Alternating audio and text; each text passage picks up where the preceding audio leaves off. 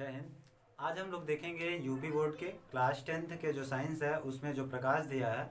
हम लोग और प्रकाश की जो वीडियो है उसको पढ़ चुके हैं, मतलब कि जो चैप्टर्स हैं वो पढ़ चुके हैं। अब हम लोग एक पढ़ेंगे अवतल दर्पण व उत्तल दर्पण के प्रतिबिंब बनने के जो नियम है उसे हम लोग देखेंगे। तो आइए हम लोग सबसे पहले देखते हैं अवतल और उत्तल दर्पण के जो प्रतिबिंब कैसे बनते हैं, उसको हम लोग प्रतिबिंब को बनाते हैं। ठीक है, तो सबसे पहले ये जो चैप्टर जो पूछा जा रहा है ये क्लास 10th का है, मतलब कक्षा 10 का साइंस है। ठीक है, कक्षा 10 का प्रकाश LIGHT, इसको इंग्लिश में लाइट कहते हैं। ठीक है, तो हम लोग सबसे पहले इसमें देखते हैं कि जो अवतल व उत्तल, हम लोग इसके पहले देख चुके हैं अवतल किसे कहते हैं, उत्तल किसे कहते हैं। तो अब हम लोग इसका सिर्फ नियम को देखेंगे और नियम को अच्छे से पढ़ेंगे और वीडियो को लास्ट तक जरूर बने रहें, बड़े अच्छे से आपको समझ में आएगा। तो आइए हम लोग देखते हैं। ये सबसे पहले दिया है अवतल दर्पण एवं उत्तल दर्पण में प्रतिबिंब बनने का नियम। तो सबसे पहले हम लोग देख रहे हैं फर्स्ट नियम ये कैसे होता है।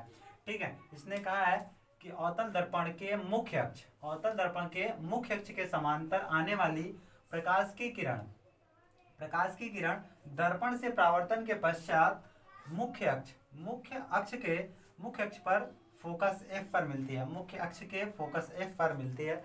तो हम लोग कह सकते हैं कि अवतल दर्पण से जो प्रकाश की जो किरणें होगी वो समांतर आएगी। आने के बाद जैसे ही दर्पण पे टकराएगी वैसे ही वो मुख्य फोकस F पर मिलती हुई प्रतीत होगी। तो आइए हम लोग इसको बना कर देखते हैं कि इसका कैसे प्रतिबिंब बनता है। ठीक है, तो सबसे पहले हम लोग एक दर्पण बनाते हैं जिसे अवतल दर्पण कहते हैं। तब तो ठीक, तो देखिए यहाँ पर हम लोग बना रहे हैं एक दर्पण, आपको दिखाई दे रहा होगा। ये हम लोग क्या बना रहे हैं, एक दर्पण, और दर्पण को इसको बाहर से हम लोग पेंट कर देते हैं और जो बाहर से पेंट किया जाता है मित्र उससे अवतल दर्पण कहते हैं। ठीक है, क्या कहते हैं हम लोग, अवतल दर्पण। देखिए ये होता है M1 और ये होता है आपका M2 होता है। ठीक है, और M1 और M2 की जो बीच की दूरी होती है वो आपकी होती है P। क्या होती है, P, जिसे हम लोग बोलते हैं ध्रुव। P को ही क्या बोलेंगे हम लोग, ध्रुव बोलते हैं। ठीक, और M1 और M2 के बीच से जो P है वहीं से एक समांतर ऐसी रेखा चली जाती है। ये कैसी रेखा होती है, एक समानांतर रेखा होती है। ठीक, और ये ऐसी चली जाएगी। ठीक, अब देखिए क्या होगा कि इसका एक सेंटर पॉइंट भी बनेगा। देखिए ये ऐसे जब इसको गोला करोगे तो ये R हो जाएगा और यहीं पर ये क्या हो जाएगा आपका एक केंद्र, मतलब C, जिसे बोलते हैं सेंटर। ठीक है, तो यहाँ तक आपको समझ में आया है। तो हम लोग ये अवतल दर्पण का जो चित्र देख रहे हैं, आप देखिए इसको अच्छे से देखते हैं। का अवतल दर्पण के मुख्य अक्ष के समांतर आने वाली प्रकाश की किरणें परावर्तन के पश्चात फोकस F पर मिलती हुई प्रतीत होती हैं। तो मानकर चलिए ये मुझे समानांतर कहा है ना, देखिए समांतर, तो देखिए क्या होगा कि यहाँ से हम लोग कोई लिए और ये समांतर डाल दिए, दिखाई दे रहा होगा। जैसे ही समांतर किरणें, प्रकाश की किरणें दर्पण पे पड़ी, किस पे पड़ी, दर्पण पे पड़ी, और दर्पण पर से ये परावर्तन के पश्चात ये कहाँ पर मिल जाएगी, मुख्य फोकस के F पे मिलेगी। अब जहाँ मिलेगी वही आपका क्या हो जाएगा भाई, F हो जाएगा। तो देखिए यहाँ आई तो देखो ये आ रही है, जहां मिलेगी वही आपकी क्या हो जाएगी, मतलब यही मिला है तो ये आपका क्या हो जाएगा भाई, F हो जाएगा। ठीक है, देखिए ये प्रकाश की किरणें आई, दर्पण पे टकराई और ये परावर्तन होकर देखिए ये आकर F पे मिल जा रही है। इसी को हम लोग कहते हैं अवतल दर्पण में जो प्रकाश की किरणें एक समांतर रेखा पर आएगी और आने के बाद ये फोकस पे मिल जाएगी। ठीक है, अभी हम लोग एक जैसे यहाँ से एक हम लोग समांतर रेखा डालें, यहाँ से भी हम लोग रेखा एक समांतर डाल सकते हैं। तो देखिए इसको कैसे, देखिए यहाँ से भी हम लोग डालें तो यही देखो ये ऐसे है तो ये रिफ्लेक्ट इधर ही करेगा ना, तो देखिए ये रिफ्लेक्ट ऐसे कर गई। ठीक है, देखो ये भी तो रिफ्लेक्ट कर रही है, मतलब ये ऐसे गए और ये रिफ्लेक्ट होकर ऐसे चलिए, जहां मिली है वो क्या हो जाएगा आपका फोकस F हो जाएगा। ठीक है, अब तक तो हम लोग अवतल कौन सा दर्पण देख रहे हैं, इसका अवतल दर्पण। ठीक, अवतल दर्पण हम लोग बना लिए। अब देखिए इसमें कहा है कि यही नियम से आप उत्तल दर्पण को भी परिभाषित कीजिए। तो हम लोग इसके डायग्राम बनाकर ही उत्तल दर्पण को भी हम लोग अच्छे से समझते हैं। ठीक है, तो देखिए उत्तल दर्पण में कैसे होता है, तो यहाँ से थोड़ी सी बनाते हैं। हम लोग उत्तल दर्पण को ही बना रहे हैं। ठीक, देखिए उत्तल दर्पण हम लोग बनाए। ठीक, उत्तल दर्पण बनाने के बाद देखिए ये उत्तल दर्पण बना दिए। देखिए फिर क्या हो जाएगा, ये M1 हो जाएगा भाई, ये M2 हो जाएगा। ठीक है, ये क्या हो जाएगा आपको, M1 हो जाएगा और ये क्या हो जाएगा, M2 हो जाएगा। देखिए ये इसको जो देखो अवतल दर्पण को बाहर से पेंट किया गया है, पर उत्तल दर्पण को कहाँ से पेंट कलाई किया जाएगा, ये अंदर से कलाई किया जाता है। कहाँ से, देखिए इसको हम लोग अंदर से कलाई कर दिए, और M1 और M2 के बीच की दूरी जो होती है देखो P हो जाएगी, और P से कोई रेखा होगी वो समानांतर ऐसी चली जाएगी। अब आपको इतना तो पता ही होगा कि जो भी फोकस बनेगा इसके उधर बनेगा, कहाँ बनेगा, देखिए इधर। अब मानकर चलिए ये आपका सेंटर हो गया, क्या हो गया, ये सेंटर हो गया, क्योंकि देखो जो वृत्त बनेगा इधर ही बनेगा ना कि वृत्त इधर बनेगा, तो हम लोग कह सकते हैं सेंटर पॉइंट तो इधर ही बनेगा।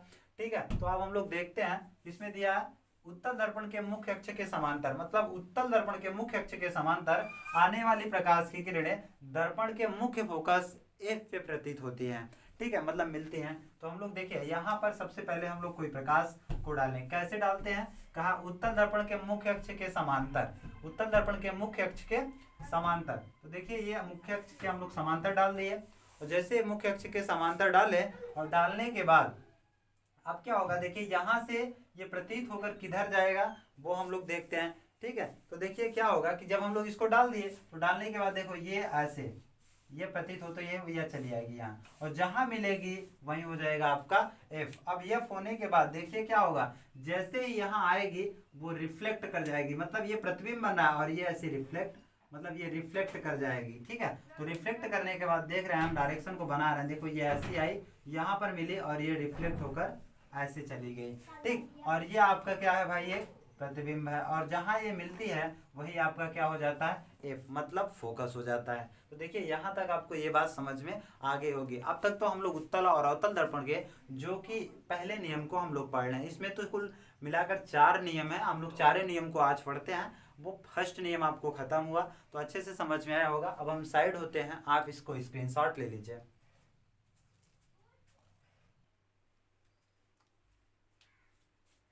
अब हम लोग देखते हैं दूसरा नियम, पहला नियम तो देख चुके हैं, अब हम लोग दूसरे नियम को देखते हैं। तो आइए देखते हैं दूसरे नियम को। हम लोग कहा है कि दूसरा नियम अवतल दर्पण के फोकस से, कहाँ से, अब की बार से कहा है कि अवतल दर्पण के फोकस से होकर जाने वाली प्रकाश किरणें दर्पण के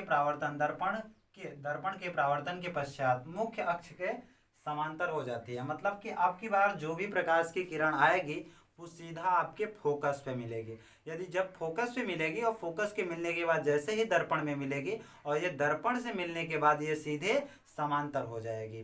ठीक है, इसका कहने का सारांश ये पूरा है। तो आइए हम लोग बनाकर देखते हैं, आपको अच्छे से समझ में आएगा। ठीक, तो सबसे पहले हम लोग एक दर्पण बनाते हैं, जो कि उस दर्पण का नाम है उत्तल दर्पण।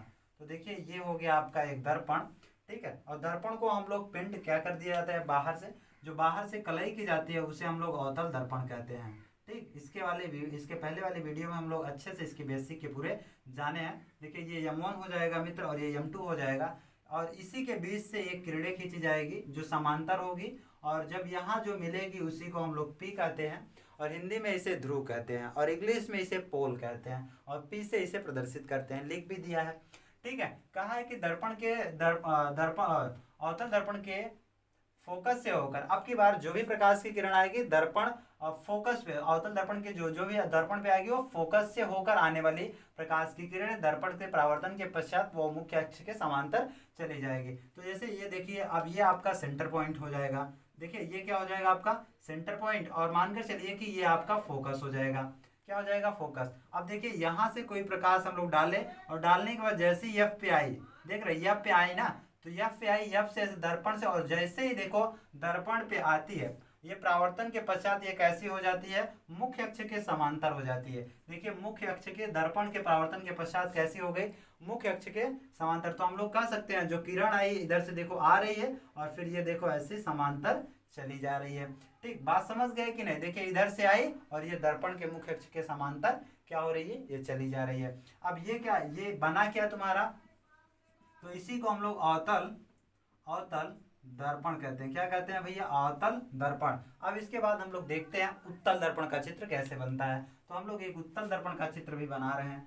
ठीक, अब देखिए उत्तल दर्पण का चित्र, ये देखिए इधर और करके बनाते हैं, थोड़ी सी जो आपको समझ। ये हो गया उत्तल दर्पण का चित्र हो गया। उत्तल दर्पण को हम लोग कहाँ से पेंट करते हैं, अंदर से पेंट करते हैं। आपको दिख रहा होगा, इसे बोलते हैं M1 और इसे बोलते हैं M2 बोलते हैं। और इसके बीच में एक रेखा खींची जाती है, वो होती है समांतर रेखा, ठीक। और ये बीच में जहाँ ये मिलता है इसी को हम लोग पी कहते हैं, या तो हम लोग ध्रुव कहते हैं। अब इसने क्या कहा है कि उत्तल दर्पण के फोकस से प्रतीत हुई किरणें या फैलती प्रतीत हुई किरणें, मतलब ये फैलती हुई प्रतीत किरणें जो कि इस पे जो भी किरणें आएंगी इस पे एक प्रकार से फैलती हुई प्रतीत होती किरणें आएंगी। तो देखिए कैसे फैलती हुई प्रतीत किरणें आती हैं। मैं इस पेन से कर रहा हूँ जो आपको दिखे, क्योंकि इधर लिखा भी है।